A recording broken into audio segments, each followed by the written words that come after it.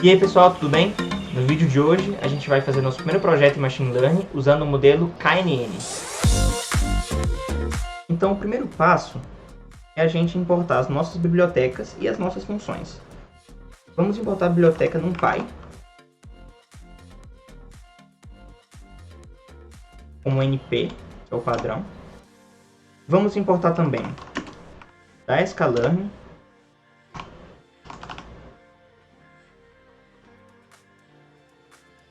o dataset iris, através de import load iris, uma função que importa esse dataset. Também da sklearn,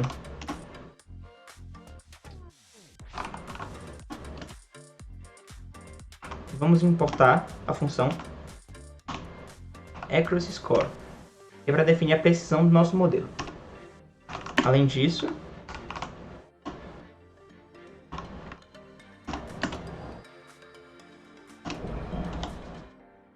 vamos importar a função train test split, que vai ser usada para separar o nosso banco de dados entre treino e teste.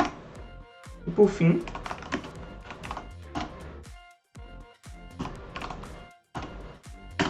vamos importar a função kNeighborsClassifier, que serve para a gente implementar o nosso modelo.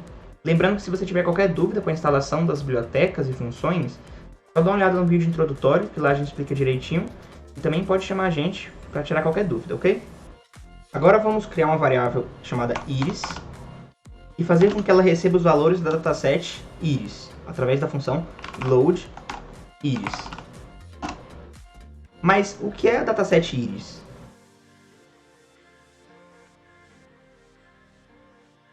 O dataset iris é um conjunto de dados sobre uma espécie de flor publicados pelo biólogo Ronald Fisher em 1936. Esse conjunto é ideal para a gente começar um projeto de Machine Learning. É um dataset bem simples e não tão grande.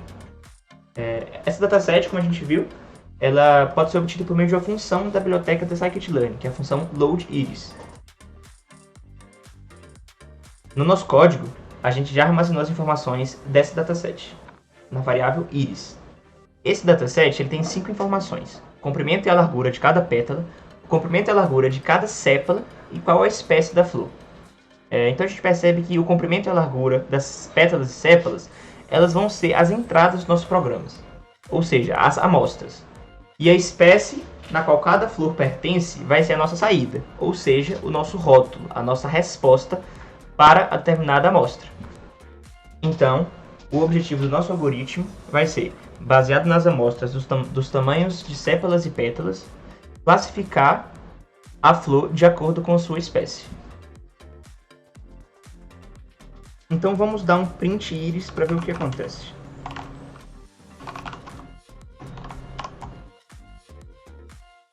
Pronto. Aqui no terminal, a gente consegue ver os valores. Cada linha dessa representa uma flor.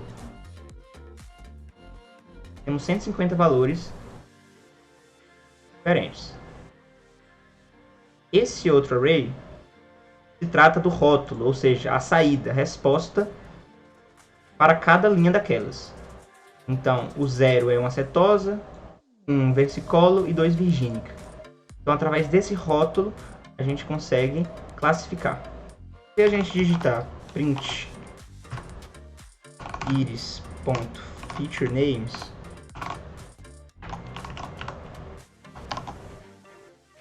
a gente tem aqui o que significa cada uma daquelas colunas.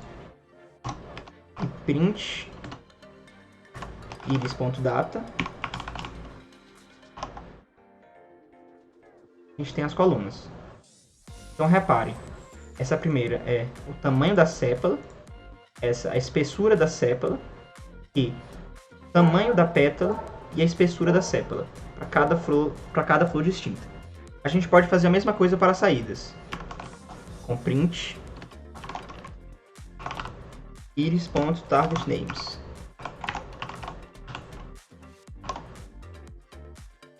Então a gente vê o rótulo de cada saída. Quando a gente digita print iris.target, a gente tem as saídas. Então isso aqui foi só para a gente visualizar o nosso banco de dados. A gente já sabe que ele está armazenado nessa variável iris. Para implementar o banco de dados na sklearn, nós temos 4 requisitos. Que são: 1. A amostra e a resposta devem ser numéricas. Bom, a gente acabou de conferir que são numéricas, tanto para a amostra quanto para a resposta. Então, ok. O requisito 2 é que a amostra e a resposta devem ser vetores NumPy. Como nós podemos conferir? Se a gente digitar print, usando a função type, consegue ver o tipo de dado da variável iris, tanto a amostra quanto a resposta. Bom, podemos conferir que se trata de um numpy.ndArray. Então, está correto o tipo de dado. Então, como se trata de um vetor NumPy, esse segundo requisito está ok também. O requisito 3 nos diz que a amostra e a resposta devem ter formatos específicos. Para conferir, nós podemos usar print iris.datashape.data.shape, assim como target, que é a nossa resposta. Podemos conferir que o formato da entrada é 150 valores de entrada, com 4 cada um, né? Porque a espessura e o tamanho de pétalas e sépalas, então são 4. E as respostas também são 150. Então elas estão no mesmo formato. O requisito 3 está ok. Para o nosso último requisito, a amostra e a resposta devem ser estruturas de dados separados, uma vez que nós precisamos de dados separados para que o modelo use o teste e o treino. Para isso, vamos criar funções x e y para armazenar os dados de amostra e resposta.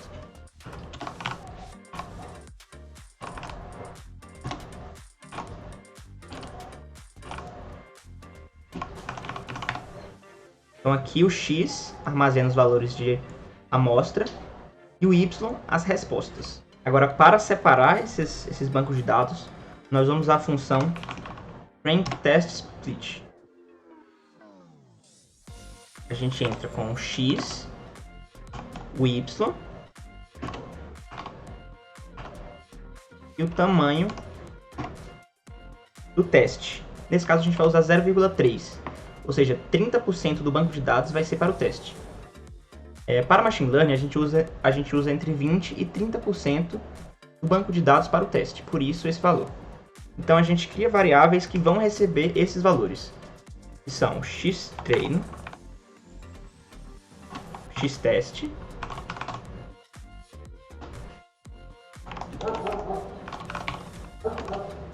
ytreino e ytest. Agora vamos ver como ficou o nosso banco de dados. Vamos imprimir o x e o y.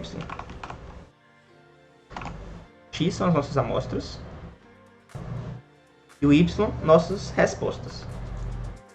Agora o xtreino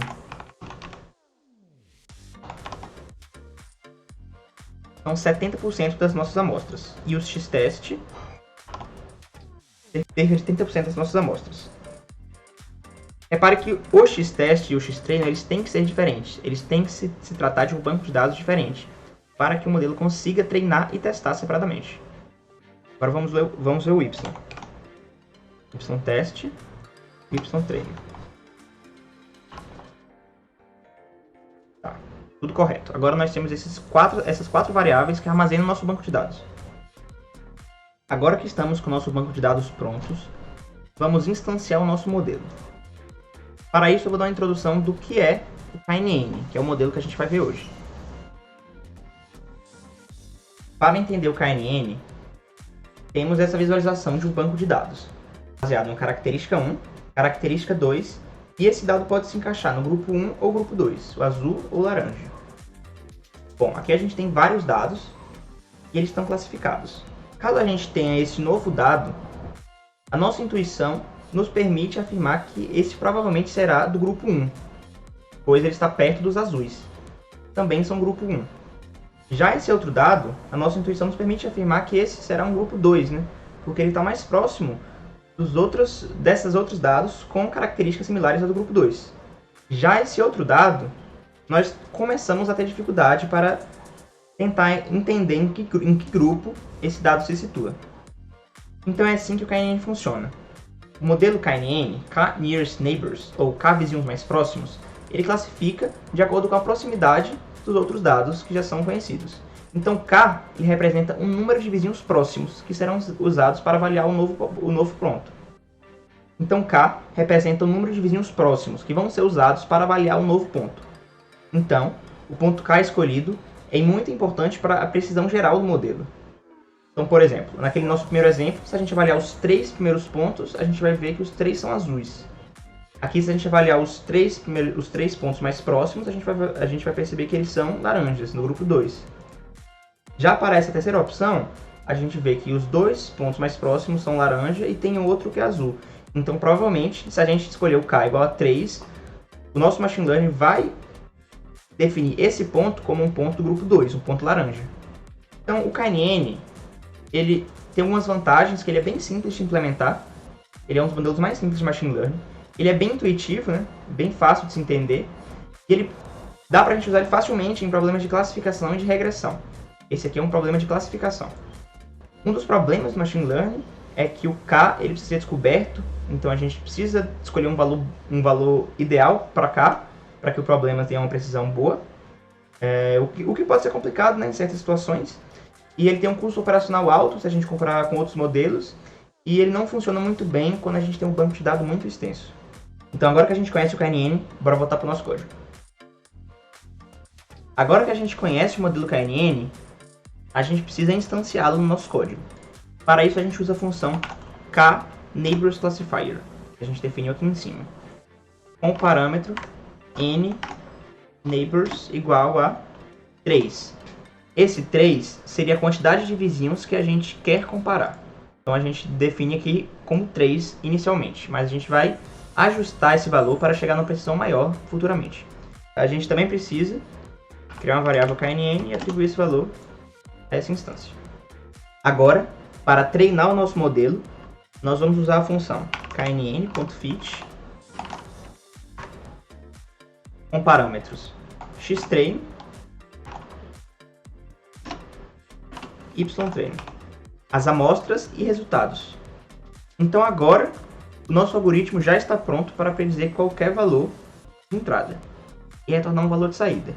Para isso, a gente usa a função knn.predict. Agora a gente vai predizer os valores de xtest, que é o banco de dados que a gente separou justamente para testar o nosso algoritmo. Vamos printar esses valores. Vamos printar também os valores de xtest. Bom, então para esses valores, nosso algoritmo fala que essas são as respostas. Mas como a gente sabe se está certo? Para isso, nós vamos criar novas variáveis. Os resultados corretos, que vão receber o valor de ytest, e os resultados do modelo, que vão receber os valores do nosso algoritmo.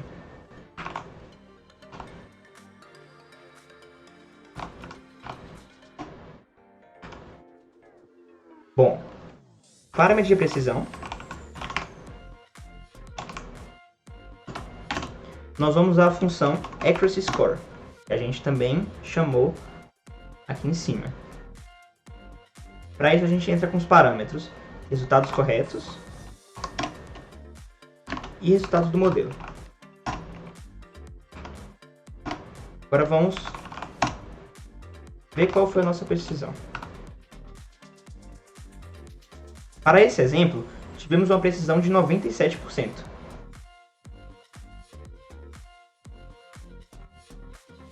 Repare que, para cada vez que eu compilo, ele dá um resultado diferente da precisão.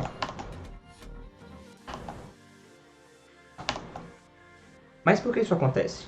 Bom, quando a gente chama essa função, string_test_split, ela separa aleatoriamente o nosso banco de dados. Então, para a gente normatizar, a gente definir apenas um estado de aleatório, digamos assim, a gente usa o random state. E a gente digita qualquer número aqui, qualquer número inteiro, que serve de estado aleatório para essa função. Então, se eu definir um valor para o random state, agora a função vai separar de uma mesma forma, independente da compilação. Então, bora definir um valor aqui qualquer. Bom, agora quando a gente compila várias vezes, a gente percebe que ele vai ter sempre a mesma precisão. Por quê? Nosso banco de dados, ele está sendo dividido da mesma forma, o xtreino, o xtest, ytreino e ytest, independente das vezes que eu compilo. Bom, pessoal, a última etapa do nosso projeto é justamente adaptar os parâmetros para obter uma maior precisão. No caso do KNN, o parâmetro que a gente pode ajustar seria o valor de K, que é a quantidade de vizinhos que a gente compara. Para o KNN, o valor de K apropriado seria igual a raiz quadrada do número de amostras dividido por 2. Então, como temos 150 amostras, quando a gente tem raiz quadrada de 150 dividido por 2, o número inteiro mais próximo disso é o 6. Então, 6, teoricamente, é o valor que vai nos produzir uma maior precisão. Então, vamos compilar para ver o que dá. Nesse caso, a gente tem uma precisão de 97%. Então, a gente manteve nossa precisão. Então, como a dataset Iris ela é bem simples, ela é pequena e ela é bem tranquila de ser implementada, a gente consegue valores bem satisfatórios para a nossa classificação. Mas para outros modelos, a gente teria que ter uma análise um pouco mais aprofundada para chegar nesse valor aqui e a gente conseguir uma precisão satisfatória. Então, agora que o nosso modelo está pronto, vamos supor que a gente tem uma amostra de flor, não sabe qual é a espécie. Então a gente entra com e recebe, vamos dizer, tamanho de 5 cm para a sépala, 2,1 cm de espessura da sépala, 1 cm de tamanho da pétala e 0,1 cm de espessura da pétala. Então essa é a nossa amostra que a gente achou na natureza, digamos. Então primeiro que a gente tem que transformar esse vetor em um vetor NumPy. Então a gente faz um flor np recebe np.array, a função que a gente usa para converter esse vetor para um vetor NumPy, e flor amostra. Então agora a gente pode dar print a flor np para ver o que dá. Então, esses são os valores da nossa flor. Então agora vamos pedir para o algoritmo predizer, ou seja, classificar qual é essa flor. Vamos imprimir. Então a gente pode usar o iris.targetNames, que seria os nomes das espécies. Pedir para KNN predict de florNP, que é o nosso vetor, nos informar qual é o valor do iris.targetNames. Então vamos ver qual seria. Então, essa flor que a gente encontrou na natureza seria uma acetosa, segundo o nosso algoritmo. Então, a gente pode chutar valores aleatórios aqui, talvez 4, talvez 3, 1,1. Então, o nosso algoritmo vai ser capaz de classificar de acordo com as 3 espécies que a gente tem registrado. Então, pessoal, esse é o modelo KNN. A gente vai disponibilizar esse código para vocês darem uma olhada. E é isso aí, pessoal. No próximo vídeo nós vamos ver outros tipos de modelo. Até mais!